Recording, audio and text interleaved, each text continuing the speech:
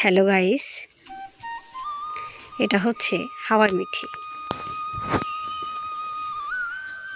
দেখেছেন বন্ধুরা, হাওয়াই মিঠি। এটা চিনি দিয়ে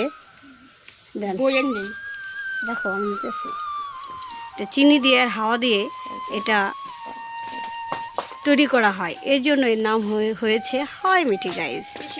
মেলায়, তারপর নাও নাও নাও পার্কে এই হাওয়া মিঠি না হলে চলে না আমাদের। আমার তো ভীষণ পছন্দ। তবে যাই বলে না কেন, দেখেছেন জীবনটা কত কঠিন। আপনি শুয়ে বসে খেলে চলতে পারবেন না, আপনাকে কর্ম করতে হবে, সেটা যে কর্মই হোক। তবে কোনো কর্মই আমাদের কাছে ছোট না। কাকা কি বলেন? কর্ম করে খাওয়া উত্তম। চুরি ডাকাতি করে না খাইলে হয়েছে, কি বলেন? তো আপনার বাড়ি কোথায় কাকা? আমাদের বাড়ি জামালপুর জেলা। জামালপুর জেলা। বাড়িতে আর কে কে আছে? ছেলে আছে, পরিবার আছে। তারা কি পড়াশোনা করে?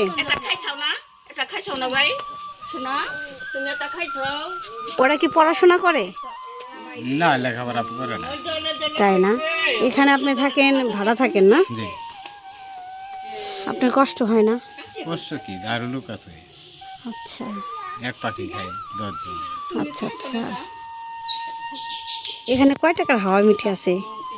100 পিস নিয়েছি হাওয়ার মিষ্টি। পাপন আছে 100। আচ্ছা আচ্ছা।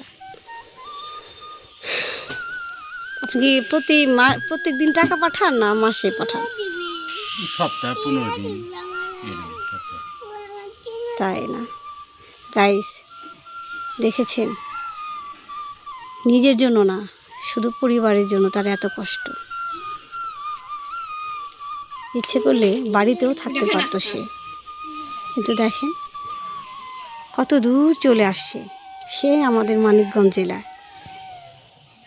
তার বাড়ি হচ্ছে কই যেন, মাদারীপুর না? জামালপুর। জামালপুর গাইস। তো ওনার সাথে, কাকার সাথে আমার দেখা, আমি নিয়ে আসলাম এখানে। তো ভালো লাগলো এই হাওয়াই মিঠি দেখে।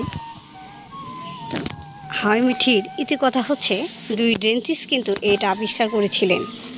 তারা ডেন্টিস্ট হয়ে দাঁত ভালো রাখার কথা, কিন্তু এটা খেলে দাঁতের অনেক ক্ষতি হয়।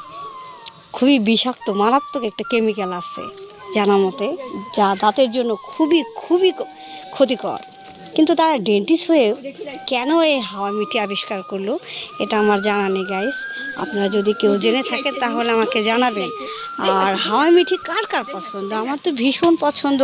মেলায়, পার্কে, কোথাও ঘুরতে গেলে, নদীর পাড়ে এই হাওয়া মিঠি দেখা যায়। অনেক বড় বড়, সুন্দর, অনেক কালারের হয়, তাই না? লাল কালার হয় না একটা? লাল, সাদা। হ্যাঁ, সাদা কালার হয়, ইয়েস, পিঙ্ক কালার। এটা গাইস আমার ভীষণ পছন্দের, আমার অনেক ভালো লাগে গাইস।